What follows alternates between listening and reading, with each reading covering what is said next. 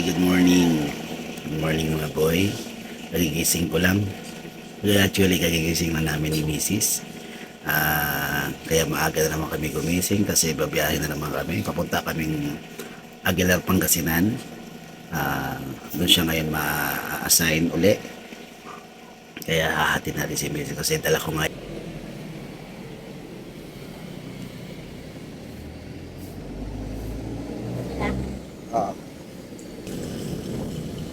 Di ba mahal yan yung walking street? Yan yan yung walking street na sinasabi. Nakakarating na ako dati dito pero never pa ako dumaan dyan. Ayan walking street. Baka dumaan tayo dyan. Aray ko! Joke lang. Joke lang.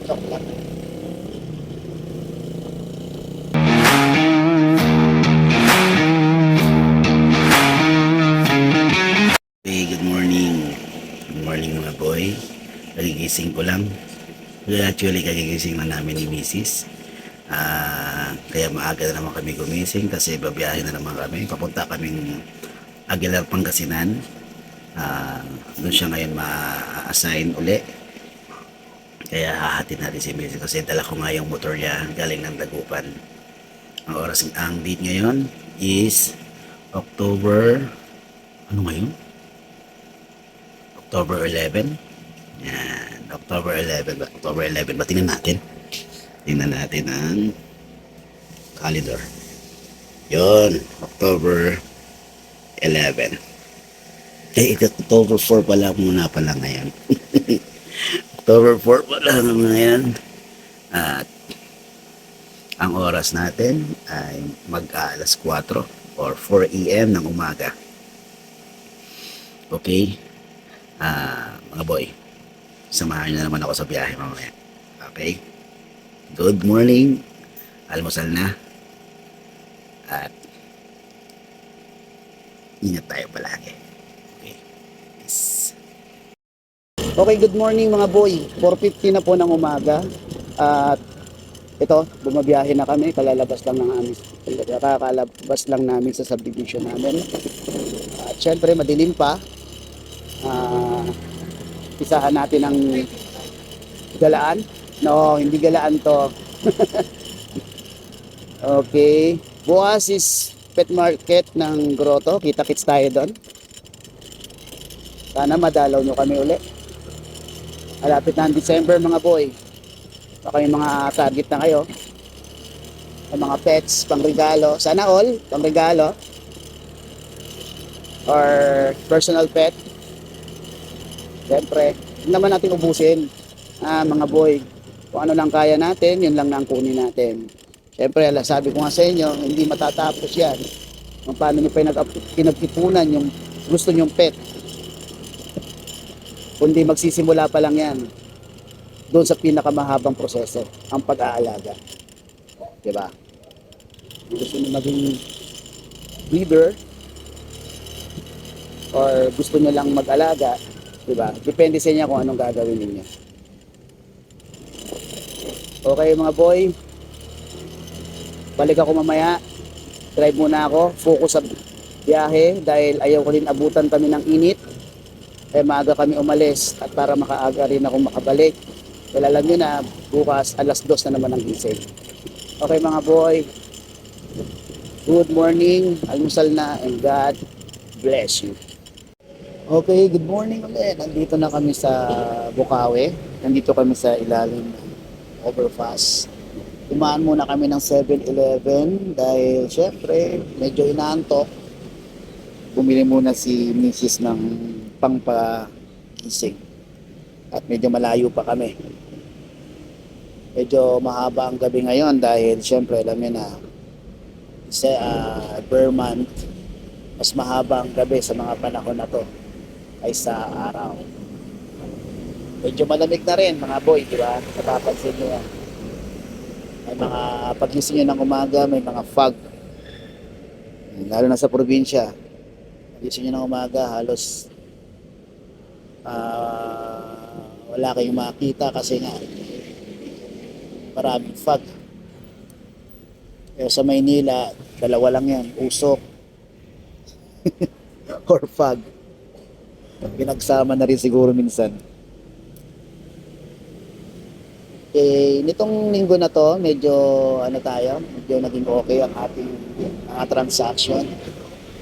Ah, Yun nga, nung nakaraang linggo, apat ang dala natin, tatlo yung rehome natin doon, sila yung tatlo nating black, si Cloud, si Jing, saka si Leng.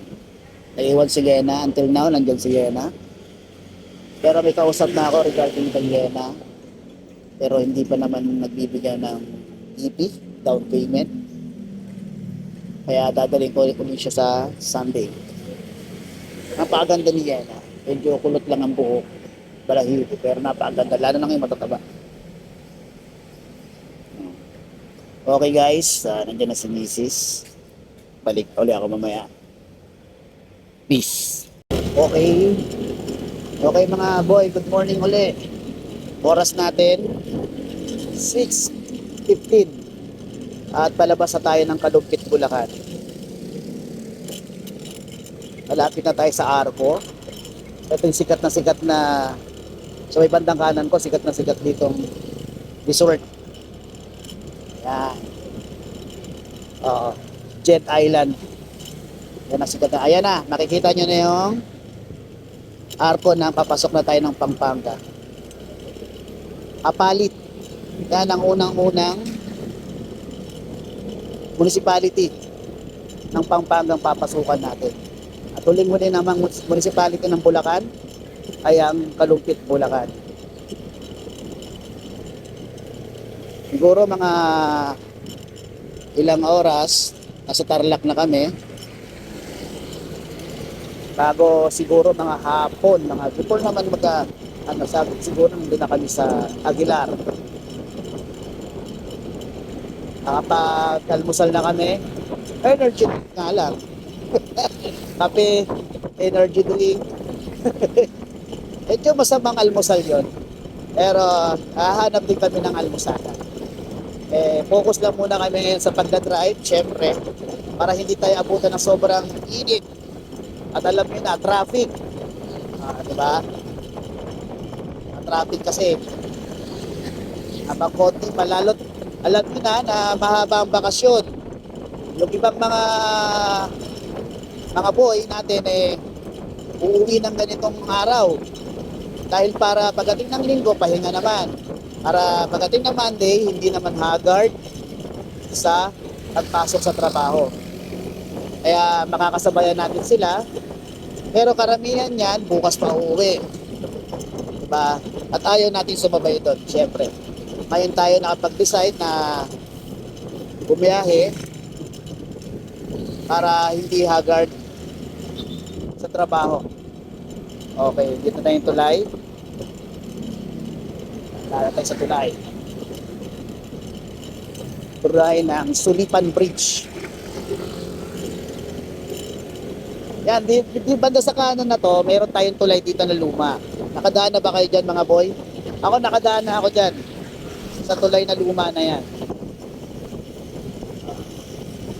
Ito bago tong tulay na ginagawa. Actually, hindi na siya bago. Siyempre, bago pa rin siya dahil ang katabi niya may luma pang tulay. Diba? Medyo matagal itong ginawa, kaya medyo ng panahon na yun sa iba talaga dumadaan. Naranasan ko pa nga ng time na yun ibabangka yung motor mo kasi kailangan ko mag-area ng Pampanga ng mga panahon na yun.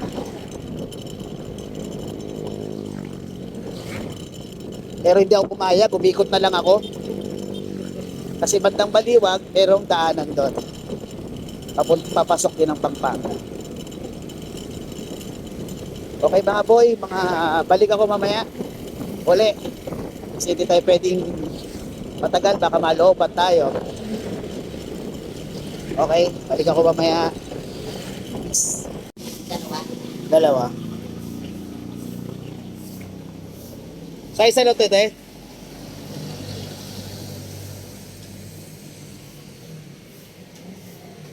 Right.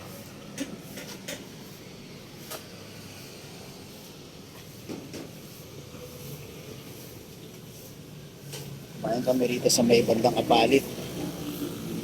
Balik Pampanga. Yun. Puntang San Fernando.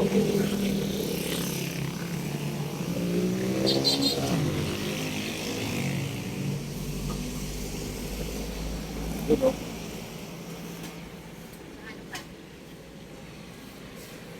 Yan po. Yan.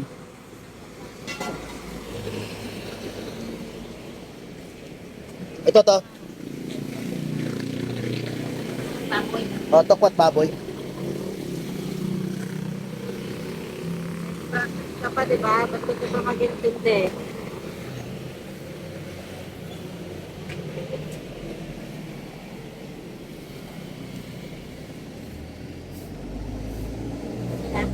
Oo.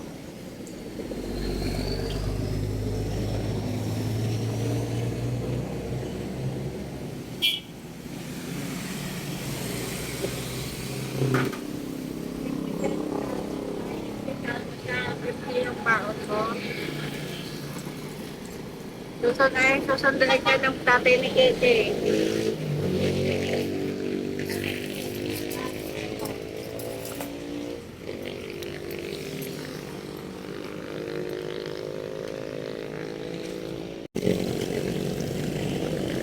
Okay. SM. Anong SM yan, Mal? Ano? SM Telespaspag. Basta yun na yun. SM Telespagan ang bawang ko dyan. Ayan. SM Tela Bastagan. Yan. SM. Bandang kanan po natin yan bago tayo pumasok ng Angeles City, mga boy. Ayan. Angeles City na po tayo. Nakikita niyo yung arbor na yan. Angeles City o Pampanga na po tayo. Ang oras po natin ay anong oras na? Okay. Oras natin ay 7:35 na po ng umaga. Medyo sumisilip na ang ating haring araw.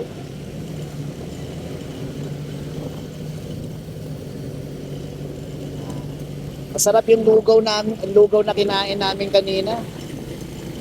Ay talagang talagang inanukahan ko ng mga sili. Siyempre, para magising tayo. At maaga tayo nagising kanina. Medyo inaantok-antok tayo. Okay, dito tayo sa kanan. Kasi ang kaliwa na yan ay papuntang sentro ng Angeles. Pero syempre, may sikat na ano sa Angeles kung saan yung hindi natutulog yung lugar. Mamaya dadaan tayo doon. Balik lang ako mamaya mga boy. Okay guys, mga boy, papasok tayo ng hindi naman siya yung pinaka pero syempre siya yung commercial place. Sikat na commercial place ng Angeles, Pampanga. After this bridge, kapunta na tayo doon. At syempre, diba, kilala ang lugar na to. Diba? Lalo na sa tinatawag na walking street. Diba? Napasok tayo dyan. Sa bandang kaliwa natin ang Robinson. Yan, Robinson. Pababa natin.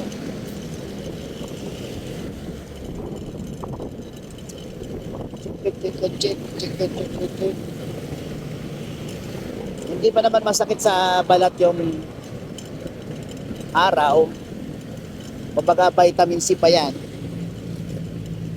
Kaya okay lang yan. Mamaya magsasunglasses na ako kasi yung mata ko pag sobrang mainit pumipikit-pikit, masakit, kaya kailangan natin magsunglasses. Ayan, hindi masyado matraffic yung banda. I don't know why, kasi pag dumadaan talaga ako dito hindi siya traffic. Mas traffic pa doon banda sa may Mabalacat bago magbanban.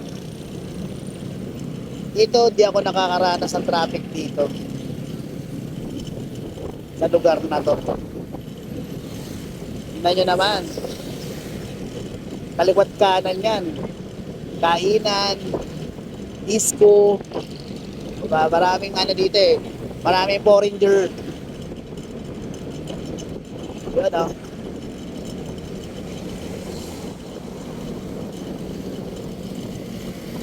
Marami rin dito casino sa lugar na to.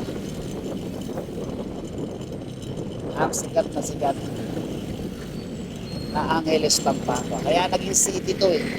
Angeles City, Pampanga.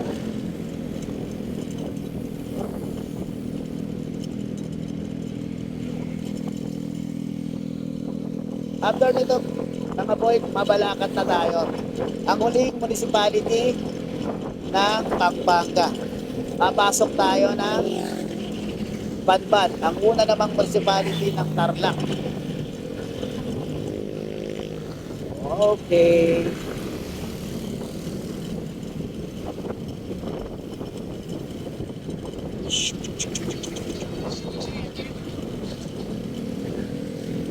Yan ah.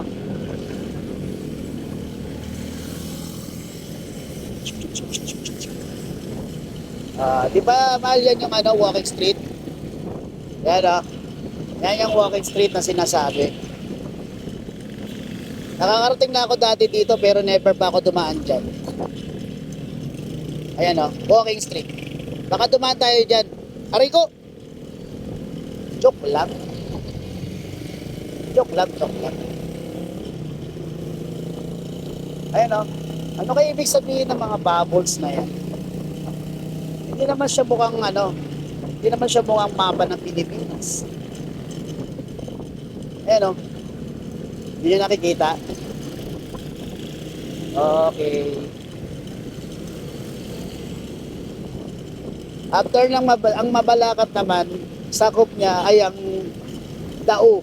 Dao mahal sakop ng ano yan, ng Angeles. Yun. Sabi ng misis ko, ang Dao ay sakop ng Mabalacat. Kala ko dati sakop siya ng Angeles. Alam niyo naman ang Dao, sikat na sikat ang Dao dahil merong terminal dyan ng bus. After ng Maynila, karamihan ng bus nag-stop over dyan. Pero pag ang bus mo ay didiretso minsan nag-i-ACTEX, hindi na siya dumadaan dito, kundi doon siya nag-i-stop over sa may bandang Tarlac. Yan, malapit na sa Tao. Minsan pag galing ako ng norte, pag nagko-commute ako dati, at medyo mahirap sumakay, dumiretso ng Manila, ayan, dyan bumababa muna ako ng Dao. Diyan kasi sa Dao, marami diyang sakayan. Papuntang norte.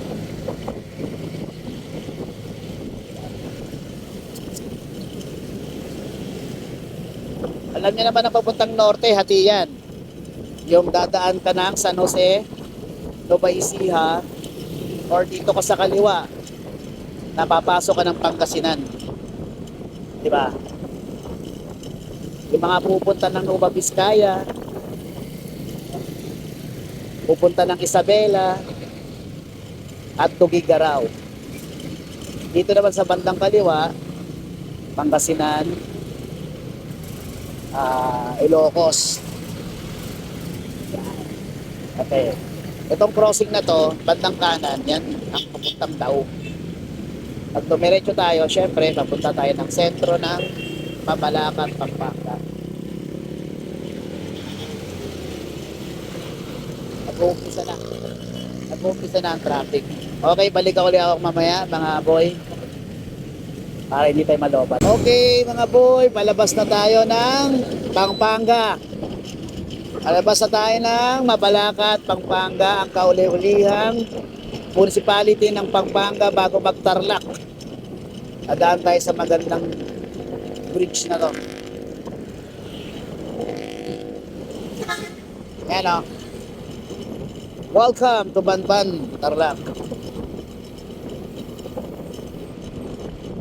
Maraming mga bisikleta. Yun, oh. Ang ganda, ah. Ang ganda ng bridge, oh.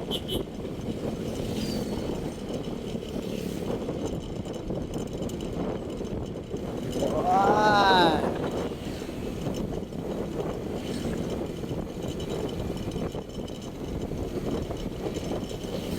Tapos after nito, makikita niyo sa kaliwat kanan, ang ganda ng mga decoration nila. Decoration nila regarding sa ano, ginawa nila parang Christmas tree. May mga puno rito. Yan, oh. Makikita niyo bandang kanan din, nakalagay dyan, I love Banban. Okay. Sa mahabang kalsada na naman tayo.